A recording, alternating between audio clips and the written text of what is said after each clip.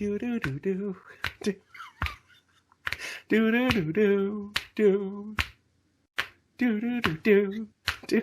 It's time for Rat Salad Review!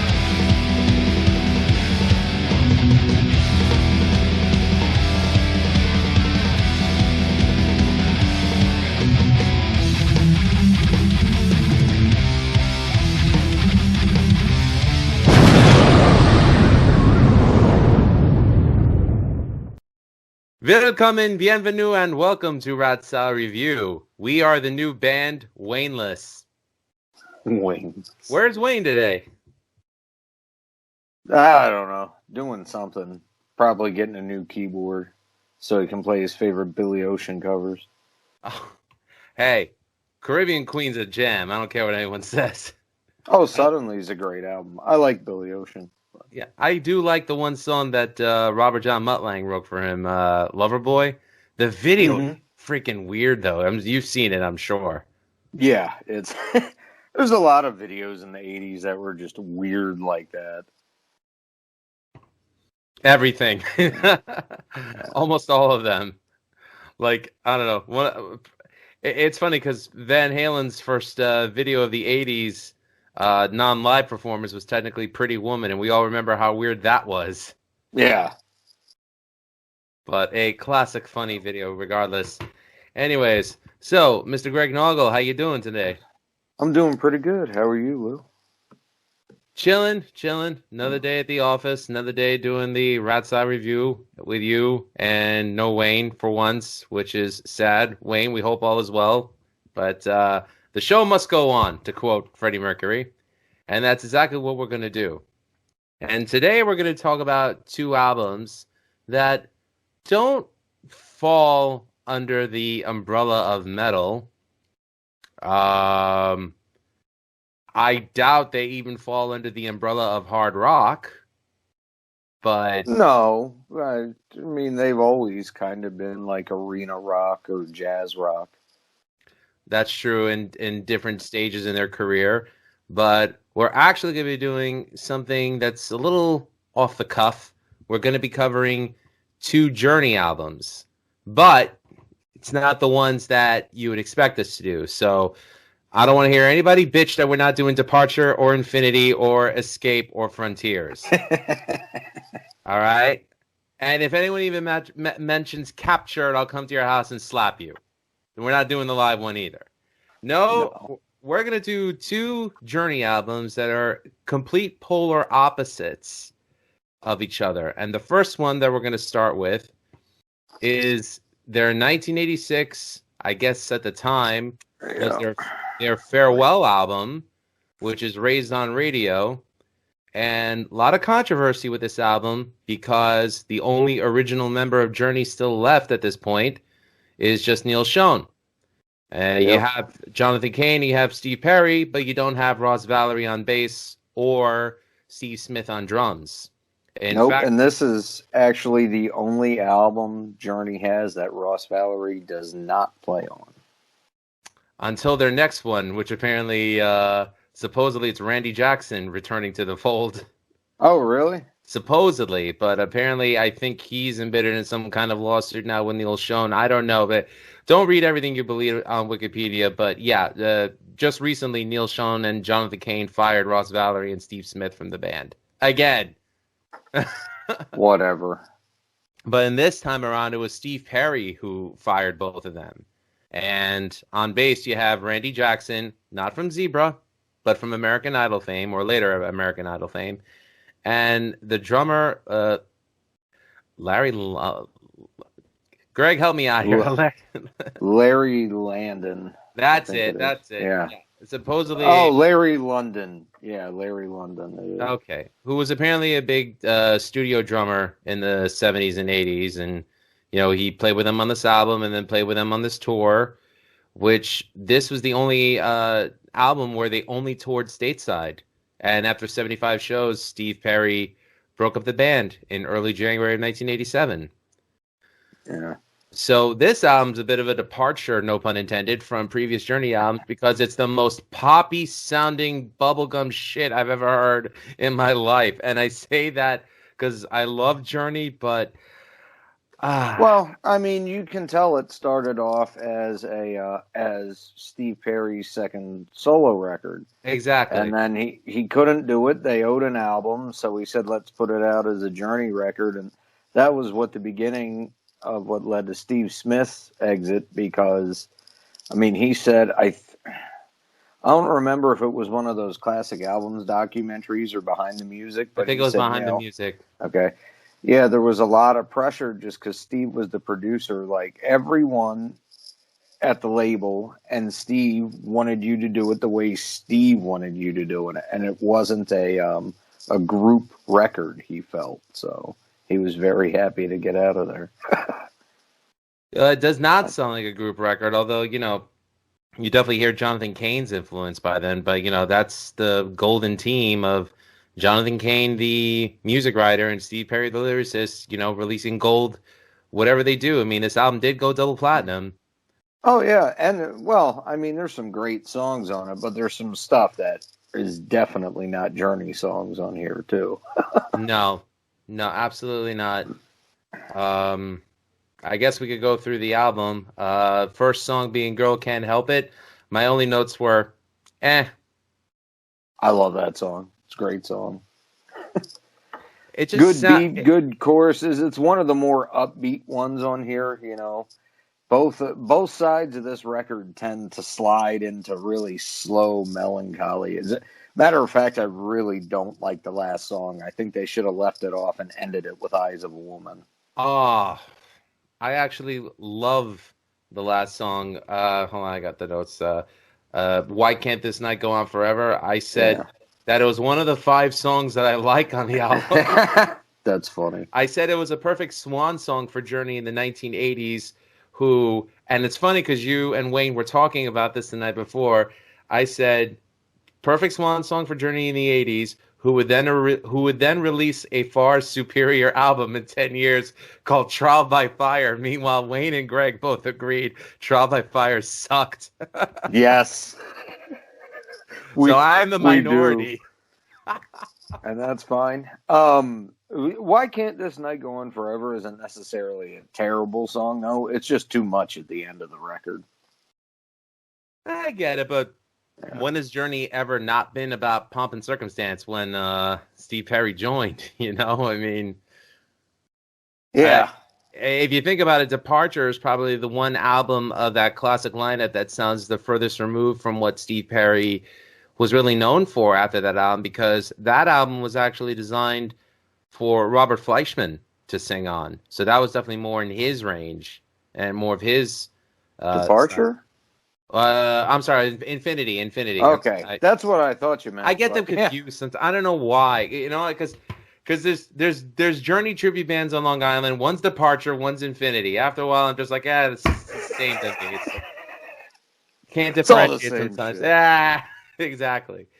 But I know that Girl Can't Help It was one of the big hit songs, and I'm not denying that it was a hit. It's just, I guess I just expect more as a Journey fan. But you like it, that's cool. I mean, it's definitely homogenized, but yeah, it's a good song. Yeah. The next song here is Positive Touch, and my only notes were, did they purposely try to rewrite I'm So Excited by the Pointer Sisters? I like the bass in it. And the whole time, during the first 2 songs, all I keep picturing is Carlton from Fresh Prince of Bel-Air doing his dance to it. I can't help it. Boy can't help it. Yeah. You know where he actually got that dance from? No. It's the dance Courtney Cox does in the Dancing in the Dark video by Bruce Springsteen. Oh my God, I never put the 2 together. He said when he was doing it, the thought in his head was, all right, whitest dance I can think of. And that was what he went with. You know what, though, you have to give the credit to, though? You have to give the credit to David Alan Grier, because in I'm Gonna Get You Sucker, he referenced the music video and he danced the same thing. So he did it first. He did it before Alfonso Ribeiro. Yep. Alonso Ribeiro or Alfonso? Alfonso Ribeiro. Okay, I got to write the first. However it is. Yeah. But it's definitely Alfonso. All right. But yeah, okay, catchy. And then Suzanne is the next song. Hey, Pooch. Is that the Pitbull? Yeah. Ah, very nice. Then the next song is Suzanne, and my comments for that were Sherry doesn't have to worry about competition. Yeah. Not a Yeah. bad, not a bad song though, and I thought it was funny because you sent me a text earlier saying you had Suzanne stuck in your head all day. Dude, yeah, just the chorus of the song. It's so friggin' catchy. But yeah, it's definitely not as good as Oh Sherry, which I really don't care for either. Yeah, Actually, I might like Suzanne better, but it's just one of them overly hokey type ballad songs that was real popular in the 80s. It's not bad, but it doesn't really stand out outside of the chorus, I which hear will you. get stuck in your head, and then the only way to get it out is with a bullet. Which we don't advocate for that on Rot Side Review. So like, take it easy, No, everyone. we Don't take it the wrong way. And next song after that is another one of the big hits from this, which was "Be Good to Yourself," which, the first Journey album that I ever owned was actually the Greatest Hits CD that was released in '88, and this was the last song on that album. Yeah. And at the time, not having heard "Raised on Radio" till after I listened to the Greatest Hits album first,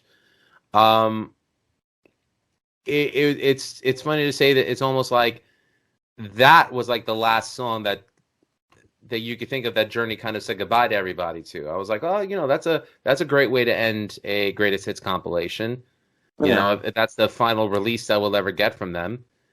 But no, catchy tune. I mean, I don't hear it on the radio anymore, and I Not don't even. really. They made a video for it, but I know it's a fan favorite that they still play live to this day.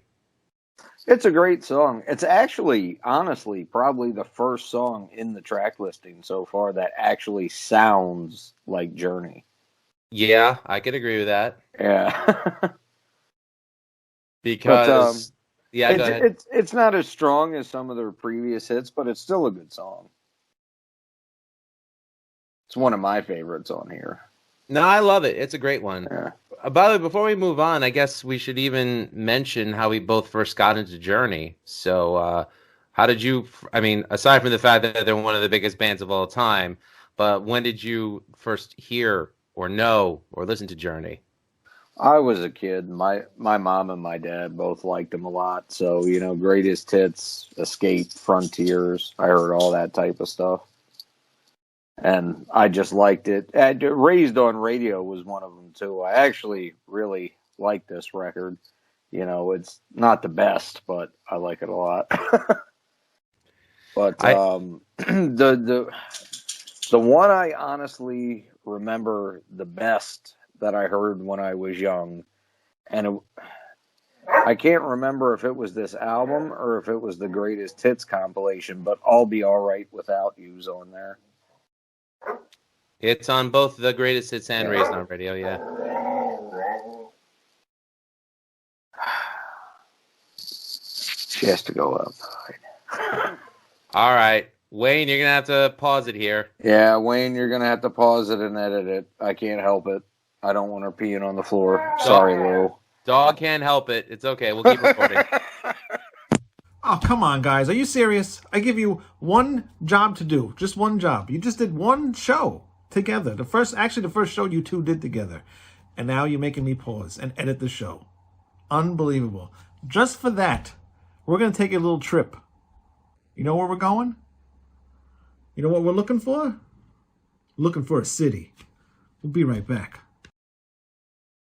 Well, this next and final song is going to be one that has made me pretty famous over the last few years.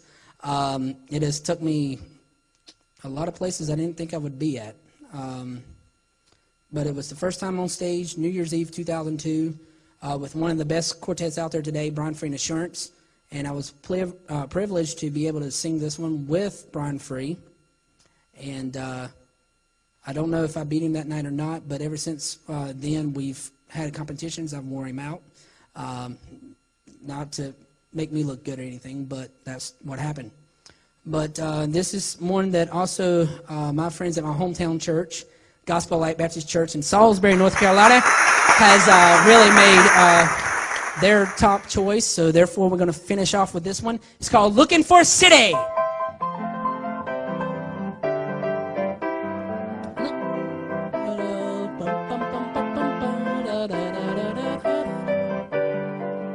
I didn't know you was going to start out with it. Looking for a city built above. Looking for a city where we'll never die. Where the saint in millions never say goodbye. There we'll meet our Savior and our loved ones too. Come, O Holy Spirit, for our homes renew. Looking. We'll get back into it. Were you done with your journey story, or? Oh no, so yeah, where's it? Oh yeah, I'll be all right without you. That's what we were talking about. So yeah, it is on both, and more what I was getting at there is I can't remember which one I heard it on first, but that song really stuck out. You know, Steve sings some of his best on there. It's just got good bass line, good guitar. You know, it's a really good song, and you know, when I was a little kid, I really liked 50s rock and roll and shit like that a lot. And on that song especially, he really sounds like Sam Cooke. Oh yeah. So, yeah, that really stuck with me. And I got into Journey pretty big pretty early on. And then as I got a little bit older, I realized, well, that's not really what you call rock, apparently. But Yeah, they called it corporate rock, but I mean, to me, it was still good. Just because it made a lot of money didn't mean that it was bad. You know, it's just such a bad stigma that it was getting from magazines like Rolling Stone. But you could definitely tell they were a people's band because, well, you know, it spoke it spoke in the numbers of their sales and their record attendance. So, you know, who won in that? Not Yep. Rolling Stone, because Journey had to get inducted by popular demand. So. Not that the Rock and Roll Hall of Fame means anything, but all right, that's cool. Well, at least they're there. So, how about you? for me, this is gonna sound weird, but you know, I remember seeing the Escape album cover everywhere, even like years after it was released. I remember seeing my brother's Trapper Keeper adorned with a Journey. Yeah, this is how far back I'm going, ladies and gentlemen. With an Escape sticker, and he had it on cassette, and you know, And Dawson's Creek on the back. wrong decade. And but I didn't hear Journey for the first time ever until I heard Edge of the Blade off of the Frontiers album on a mixtape that my brother made for me. And I thought it was a really cool song, but at the time, up until I was 9, that's the only song I really knew from Journey. And then I saw Caddyshack, where Rodney's dancing to Any Way You Want It, which is one of the funniest scenes I've ever seen in any film. Then again, I love Rodney Dangerfield, so watching him doing an early incarnation of the Carlton dance in 1980 was hilarious. And then it was Beavis and Butthead making fun of the Separate Ways video. And by that point, they had already broken up, but my brother did have Journey's greatest hits on CD, so I listened to it, and I'm like, you know, they're really good. And a friend of mine in high school bought me the same CD for Christmas in '95. Next year, Trial by Fire came out, and I was just like, okay, I'm a fan. And, you know, I'm glad I got to see them in concert back in 2006. Actually, cool story. My wife and I, our first concert date ever was seeing Evolution, which was a Journey tribute band. And, okay, so, and now you're going to gag when I say this, but they played the song Faithfully, and that was the first time my wife said the words, I love you. And it meant a lot to me. Print gay. Yeah, I know. And that ended up being our wedding song. And the week before I proposed to her, I took her to see Journey and Def Leppard at Jones Beach. So it kind of came full circle. So yeah, the band Journey means a lot to me. So but not this album. So let's keep going. All right. So after "Be Good to Yourself" comes the song "Once You Love Somebody," and once again, I say, eh. I like this one a lot. It's got that old Motown feel to it. A lot of that soul in there. Good song. I think it's one of the better ones on here. In Perry's voice, yes, but I just felt like the music is lacking. I will never knock Steve Perry's vocals, especially considering that he can't sing like that anymore. And it's sad because I thought his singing was an institution, and kills me that he can never sing to that caliber. But you gotta take into account that if that's what he sounded like back then, it makes sense why he can't do that right now, because there was just so much power in his voice. Probably one of my 5 favorite singers of all time.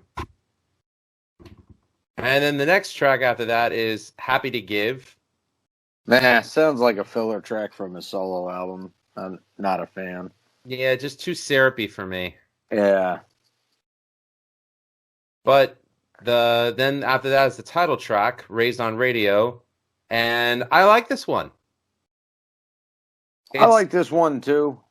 I think the overproduction of this album hurts it a little bit. Kind of restrains it a little bit, but it's still a good song, even though it doesn't really burst out like Journey did previously. Kind of like something like Mother Father did. This has the potential to be, I don't know, kind of in your face like that, but it's a little bit restrained because of the production. Yeah, I mean, this album definitely suffers from sounding the most dated, I think, of all the Journey releases. Yeah. It's like you listen to it and you can just pinpoint 1986 right there. And but a catchy song, and it I don't think it suffers. The chorus is just big and boisterous, and I love that, So, and then there was a song that we just spoke about, "I'll Be All Right Without You," and which probably has the most obvious 1986 moment in it when you get a little 1986 electronic drum solo that sounds awful, but it's more a fill than a solo. But I still love this song. That's one of my favorite Journey songs. Yeah, it's a good one. I mean, it's a cool driving down the highway with the top down type song that you want to blast in your radio and sing along to the choruses as you're getting pulled over by the state trooper going, "Why aren't you singing Don't Stop Believing instead?" I don't know. Could be. Certainly in New Jersey. There you go. Track 9, "It Could Have Been You." So for this one, I said, I'm just not feeling it. Sean's guitar sounds great as always, but it just sounds too damn stale for me. Vince DiCola was doing more with keyboards on the Transformers and Rocky IV tracks and did it better. Ooh. That's right, Jonathan Cain. I'm calling you out. Vince DiCola rocks. Yeah, I like Vince DiCola, but I like this song too.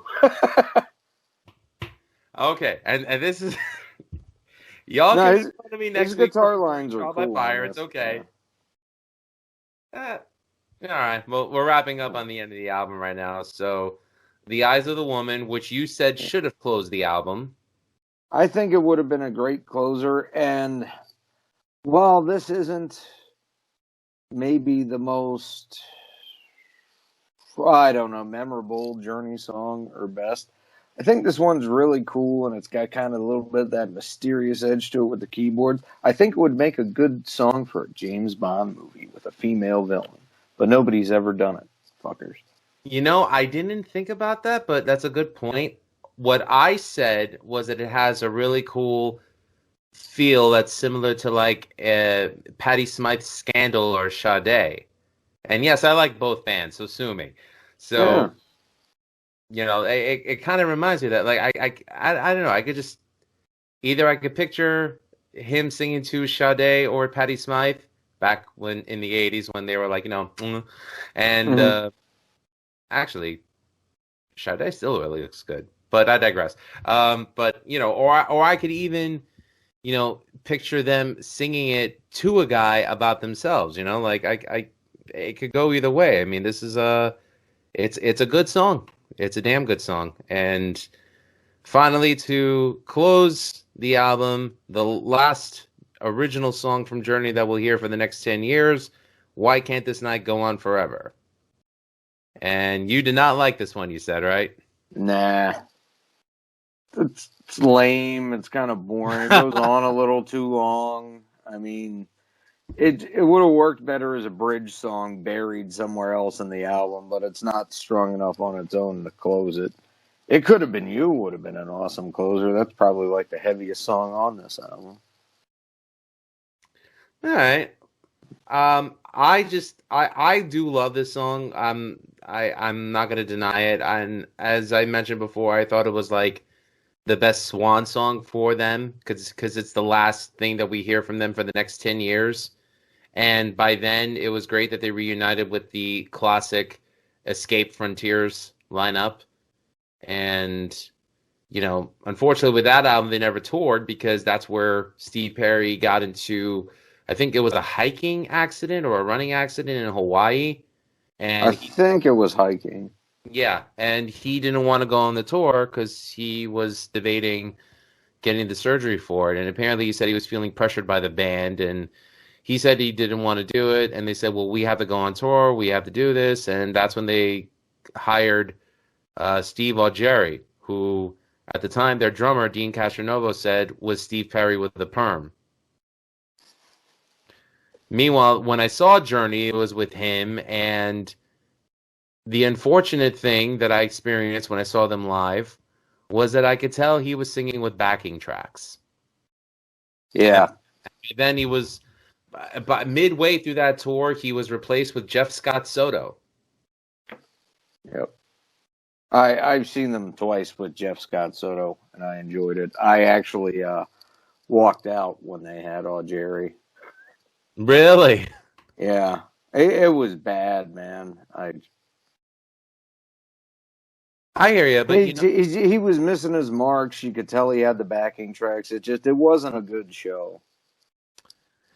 yeah, but musically, I mean, they were on point, so I got to give him that. And Dean Castronovo did sing "Mother Father," which I was beyond psyched to hear because that's one of my 5 favorite Journey songs.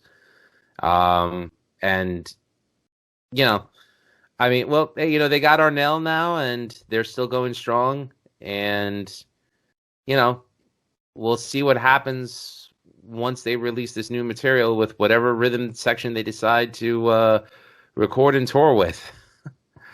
But, it's a shame it's not Steve Smith and Ross Valerie, but what can you do? Very true. So, all right. So, on a scale of 10, what do you give this album? A 6. Yeah, it's above average, but not by much. Same here, 6. Yeah. I mean, I like it a lot. I think mostly because of nostalgic shit. But even though I love a couple of the songs in here, I just can't pretend it's a better album than it is. It's very contrived and of its time, unfortunately. Yeah. What would you consider your favorite Journey album? It could be any one of them. It could be anything from the era pre-Steve Perry or post-Steve Perry. Doesn't matter. Probably Captured, the live one. All right. Yeah, because they still had the original.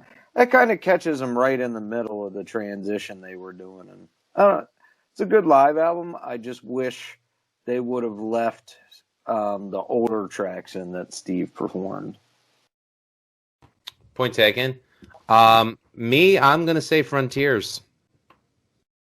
Again, it's probably because Edge of the Blade was the first song from them that I ever heard and remembered growing up. And once I listened to the album from start to finish, I don't know, I guess it just struck a chord with me because, like, I guess you could call it like a time bias almost.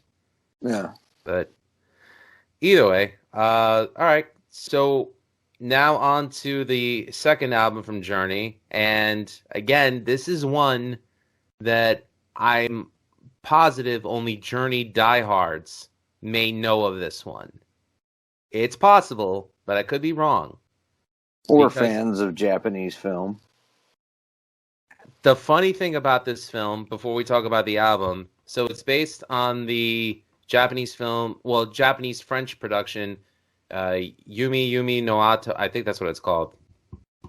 Hold on, let me confirm that. I just wrote down it was Yume. I don't remember there being a longer name. It actually is, but okay, here we go. Hold on, I found the Wikipedia.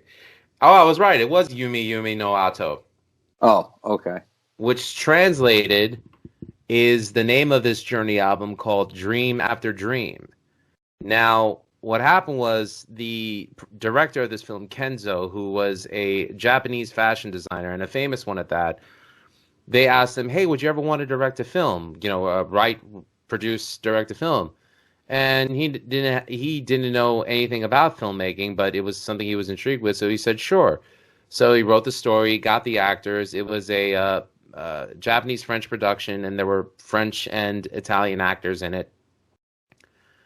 And you know, the production of this film was plagued with chaos. Apparently, there's a scene in the film where they tried to give a horse tranquilizer so they could get him to, you know, fall down on screen. Yeah, this is before animal cruelty laws, I guess.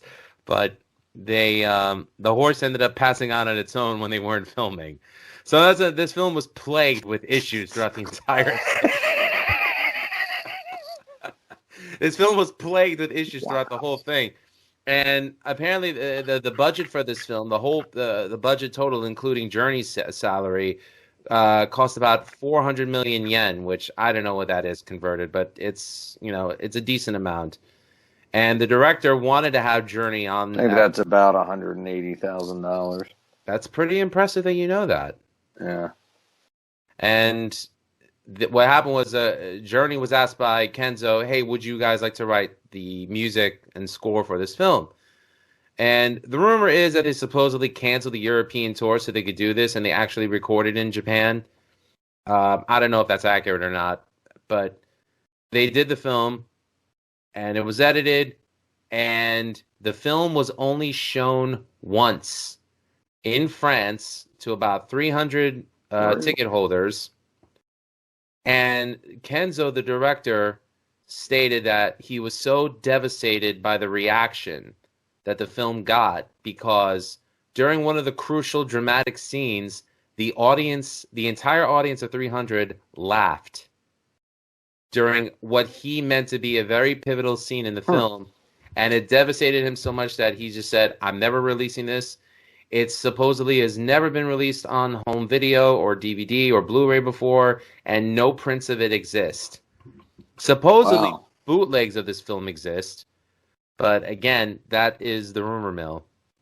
But the only thing that exists from this film, aside from a couple of the theatrical stills and posters, is this album, which is only available as a Japanese import, called Dream After Dream. You're lucky if you could find it stateside, and if you do, expect to shell out a shit ton of money for it. I actually just bought my copy from Discogs for about shipping and handling and tax, $35, not bad. But, That's not too bad. Yeah, but I mean, on eBay it's going for over 100. So this is the album, and it's actually the last album to feature Greg Rowley on keyboards. Rowley or Raleigh? I always thought it was Greg Riley, but I'm not sure. Okay, so I'll go with Greg. Greg Raleigh's swan song.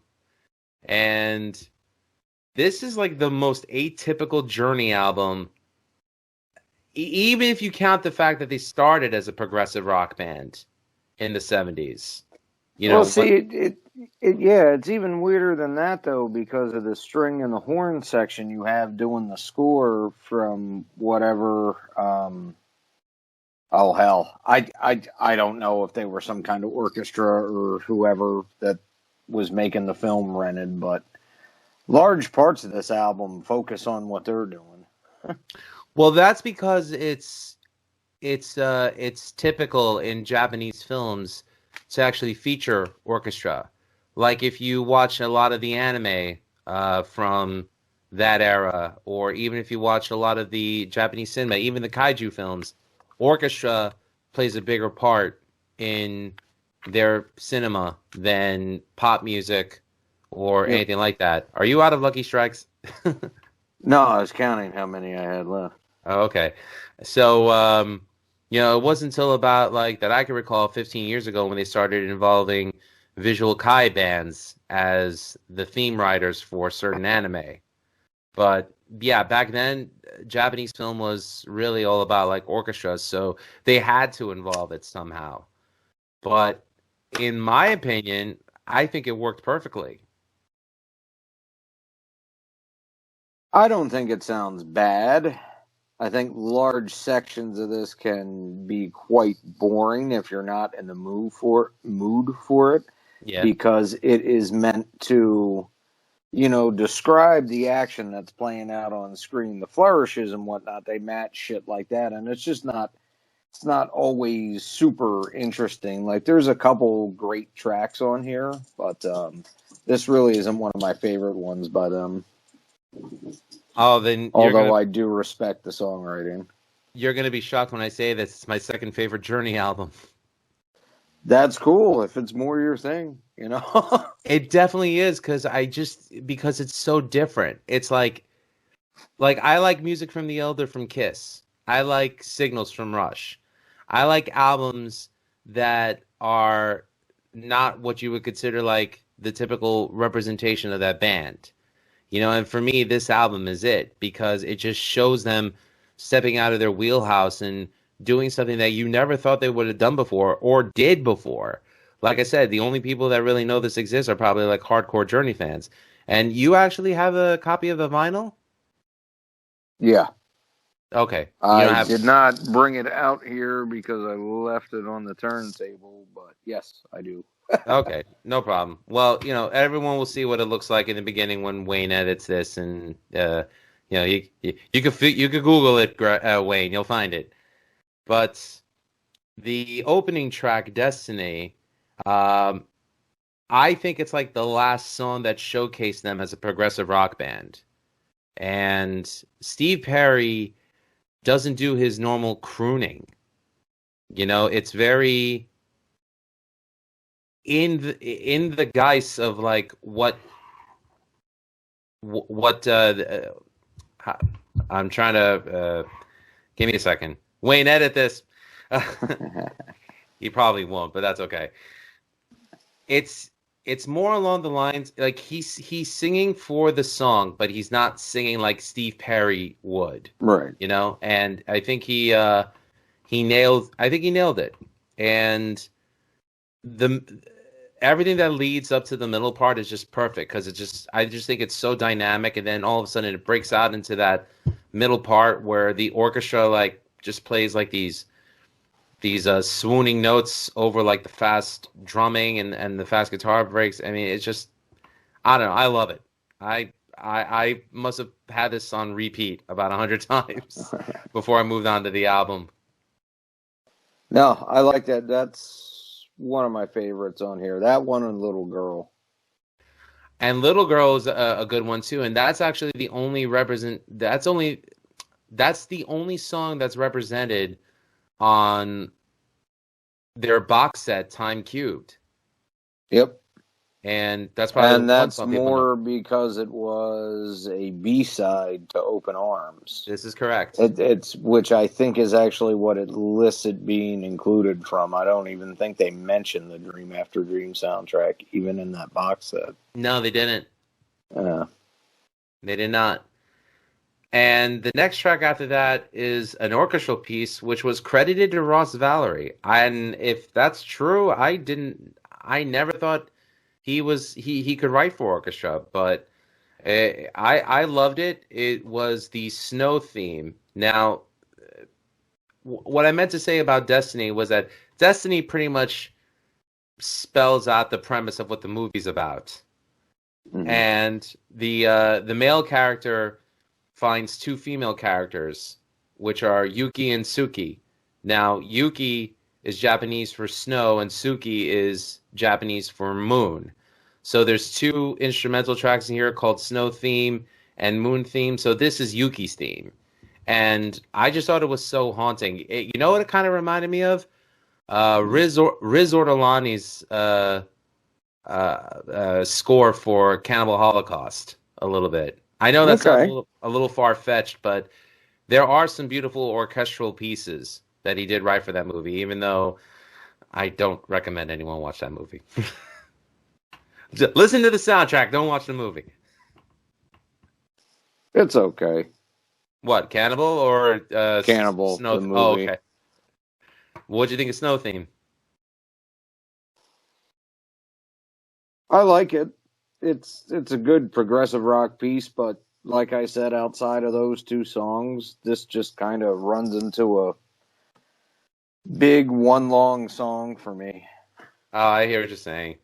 Um, Sandcastles is probably the most jazziest thing that they had written in a while.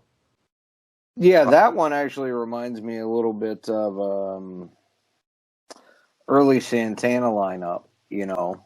Mm-hmm. Like yeah. Wait, was Ross Valerie in Santana?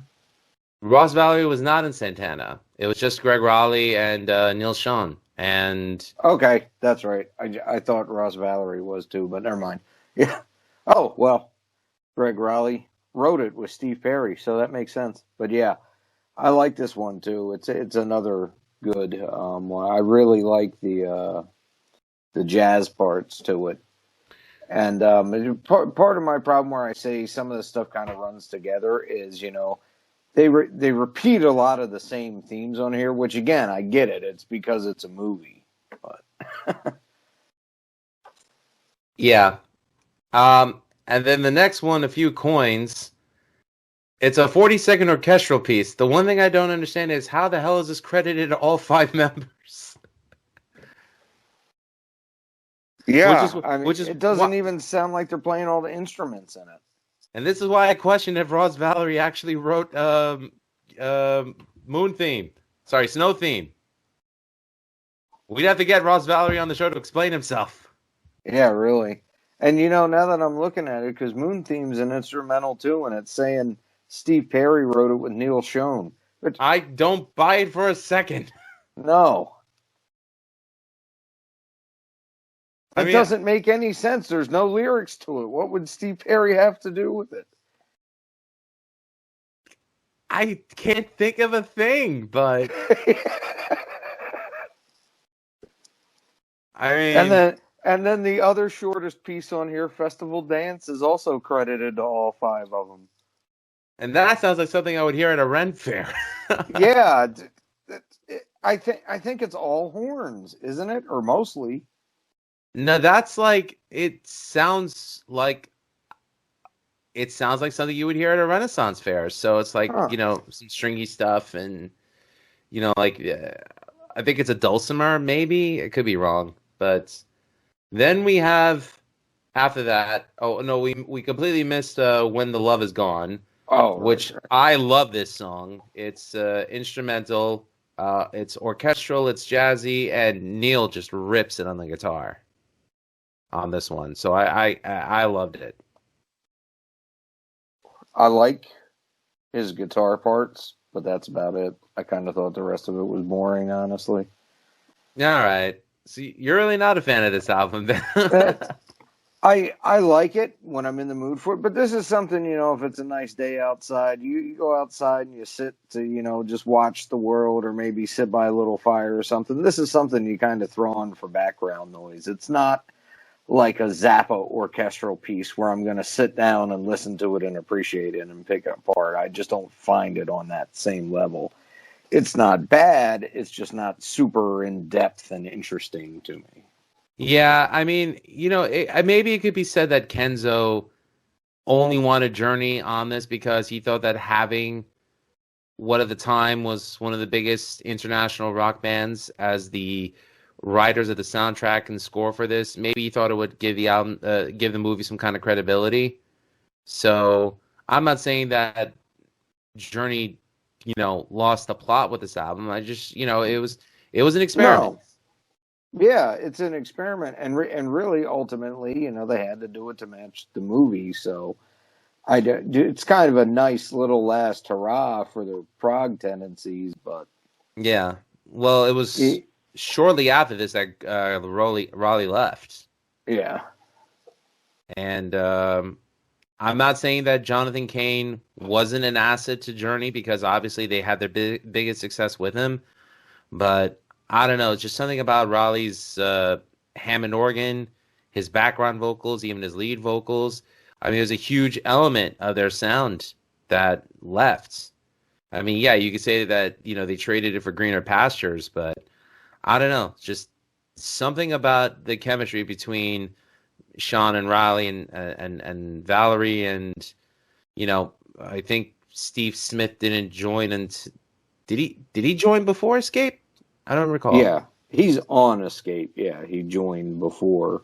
No, but they was he on the album? recorded. Oh no, he replaced Ansley Dunbar right after Infinity. Yeah. Okay, right. So I thought that is a killer lineup right there. And again, not taking anything away from Jonathan Cain, but I don't know. Just I love my prog rock. I like it hard. I like it melodic, and that all went away with Jonathan Cain of the Babies. Yep. They got totally homogenized.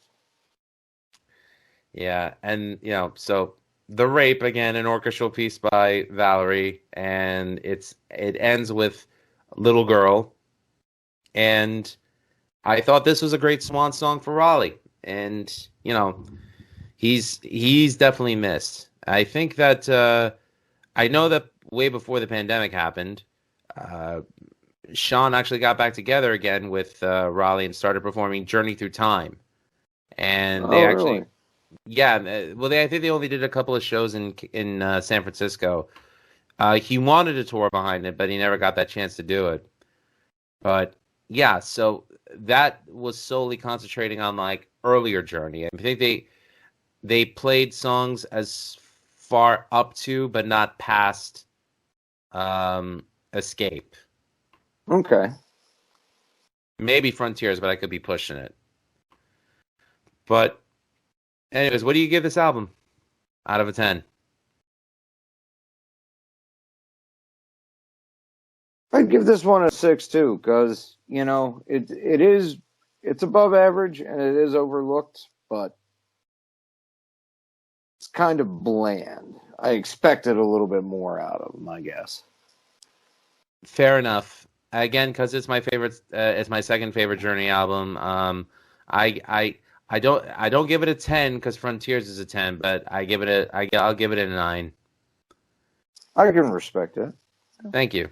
And I mean, it is available as an import. You can find it on Discogs. You can find it on eBay.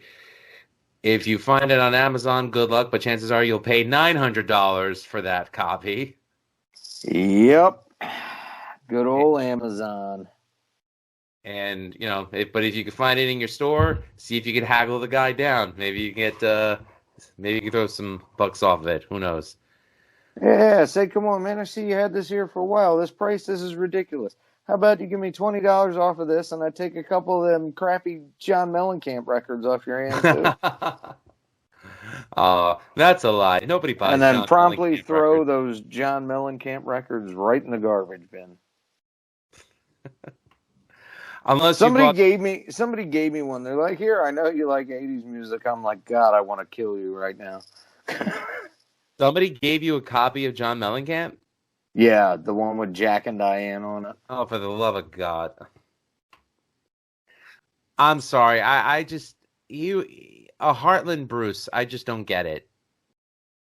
I mean, No, he's terrible. I love Springsteen, but Mellencamp is just awful. just never got into it. I mean, I know I one of my brothers had Scarecrow on cassette, but that was about it. I don't know, just not a fan. But anyways, but all right, so that wraps up our album reviews for Journey's Raised on Radio from 1986 and the late 1980 Dream After Dream. So Raised on Radio, it's available wherever you listen to your tunes on Spotify or Amazon or iTunes or whatever. You could also still find the physical copy for it. Yep. And Dream After Dream, good luck. But both are worth getting. By the way, speaking of something odd that came in the mail that is completely rare, and I admit this is a bootleg, but I'm finally happy to say that I own this piece of merchandise right now. Nice. Yes. And it actually comes with the... I'm probably going to get in trouble for owning this and showing it right now because it is a bootleg. But let's see, it's got the original Soundhouse tapes with the B-sides of all their singles from the first album and the entire Made in Japan record, the 5-song version, not the 4-song version. Nice.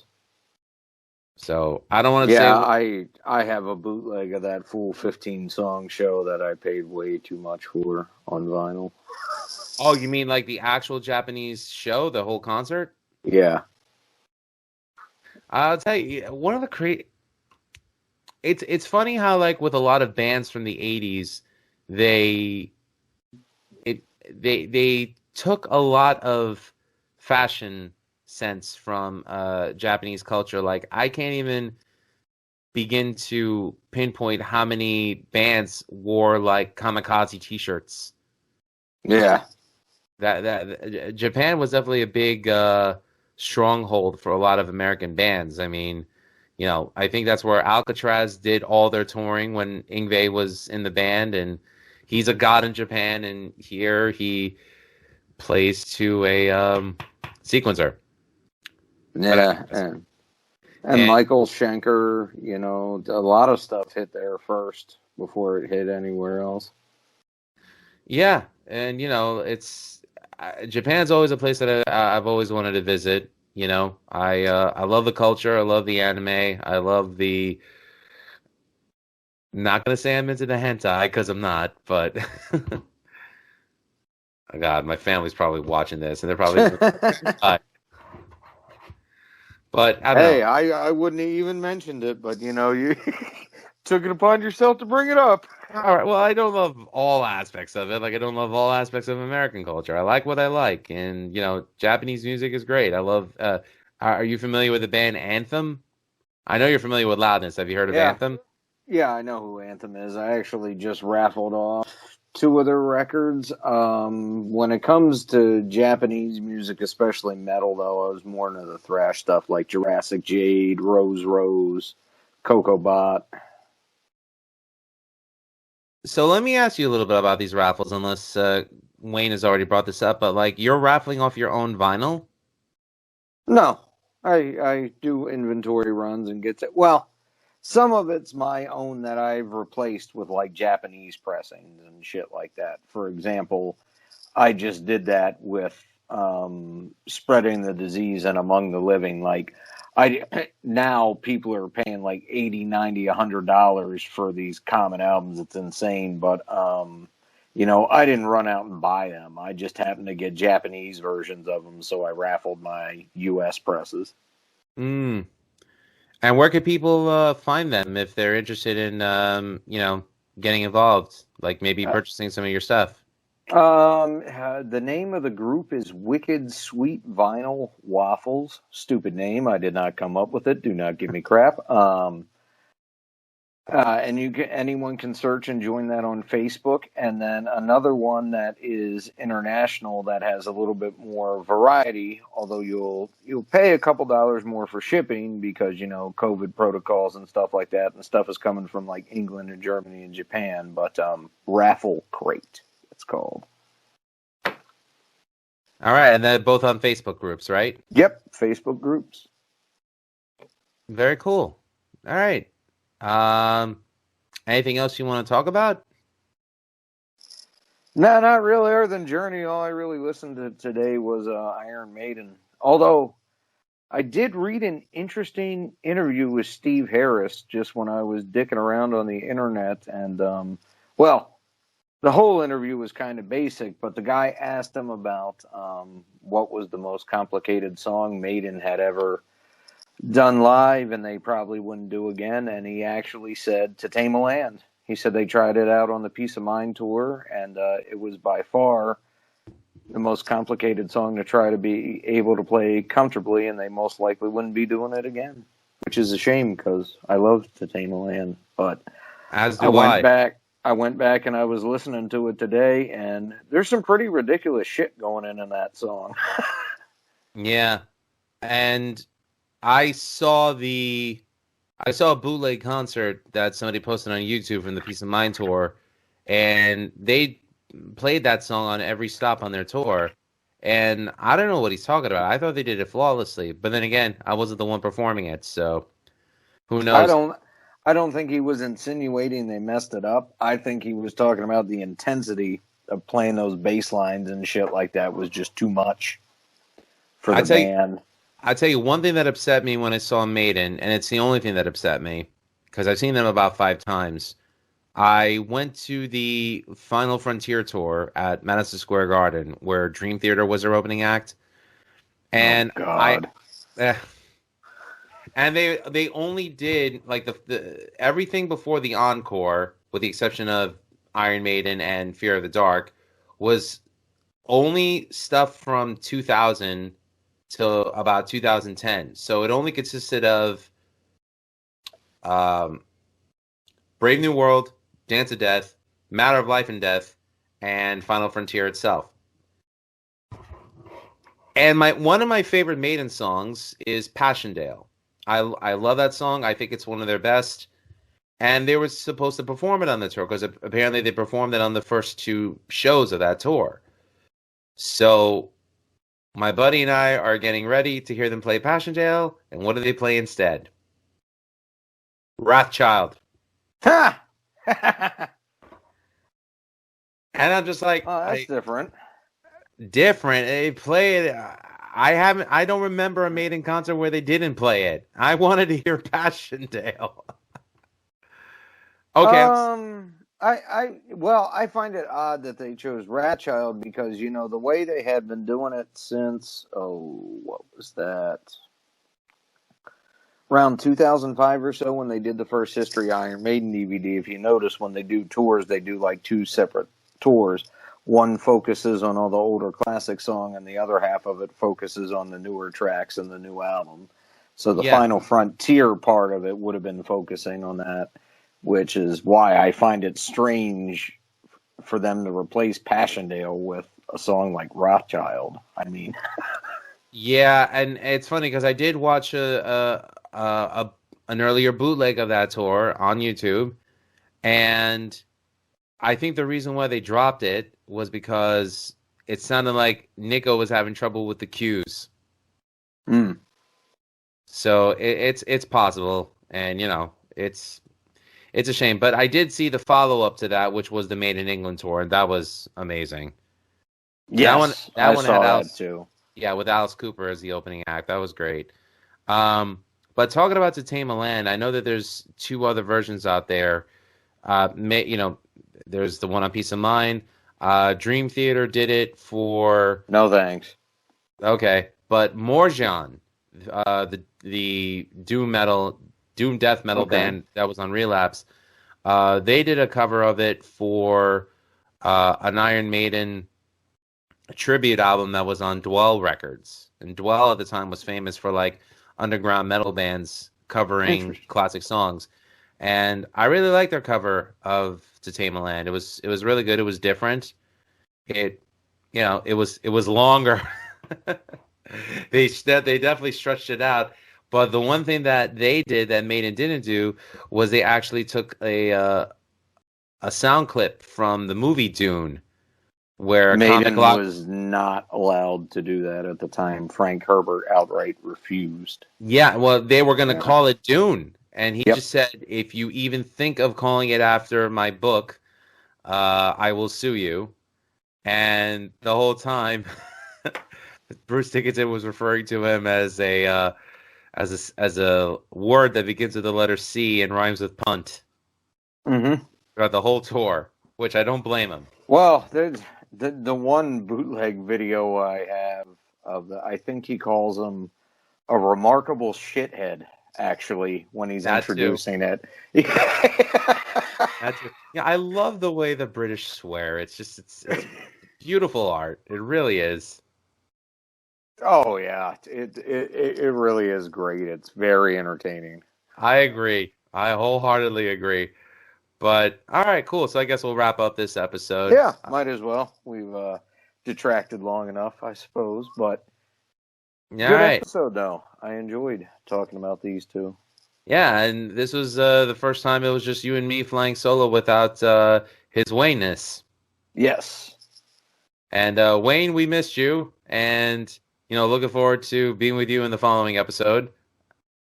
I hope I'm speaking for me and Greg when I say that. Oh yeah, definitely. All right, cool. But Greg, I'm glad we got to do this one. So let me see. How would Wayne end this? Okay. So please subscribe and like and comment on the videos. The channel is Rat Salad Review on YouTube. Also, go to the website, ratsaladreview.com. And please, wherever you listen to your podcasts, subscribe to Rat Salad Review there, where you could hear all the podcasts that we have on our show. All the podcasts that we have on our network. So we have this, we have my podcast, Music is Life podcast. We have Beyond Bushido with James and Eric. We have The Right Opinion with Harrison Bergeron. We have Suck My Balls, the South Park podcast. Wayne just did another episode of Sporadically 3D with the great Harry Barnett. And trying to think, is that all our shows? Oh, no, we have Old Man Metal. Old And Man Metal. we don't know when Timo Tolkki is coming back, but apparently he heard our version of Hunting High and Low and he liked it. So thanks, Timo. Good stuff.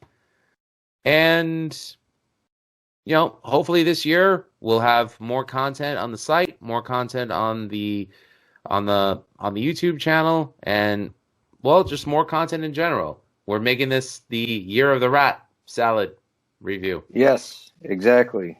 Motivate me to do my Zappa thing. Come on. Yes. And go back and listen to where Greg said he could find where you could find his online raffles on Facebook, and see if you like something he's got. Buy something from him. Yes. And Thank you. no problem. And as for me, Music is Life podcast available exclusively on the Rat Salad Review, and also you can find my channel on YouTube. Just type in Music is Life podcast in the search engine. And also available on all available streaming media platforms. And that's really about it. Greg, it was awesome. Salute to you, sir. The Grand Poobah of Rat Salad Review. And me, the Supreme Cheese. I don't know what I am. No, Supreme Cheese. I'll think of something like that. Yeah, I'm a cheesy bastard anyways. Oh, by the way, Coroner shirt. I am a fan now because of this man. So Awesome. really love that band right now. And that's it. Thanks for tuning in, and have a good night, everybody. You guys have a good night.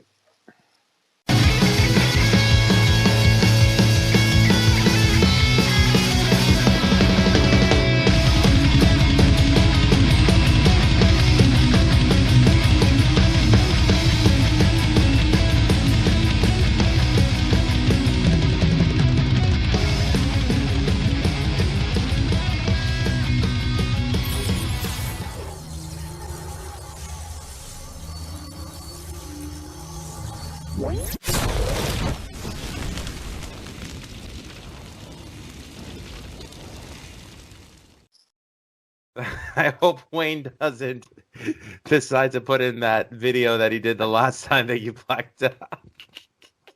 I was like, what the fuck am I listening to? Yeah. He thinks he's funny.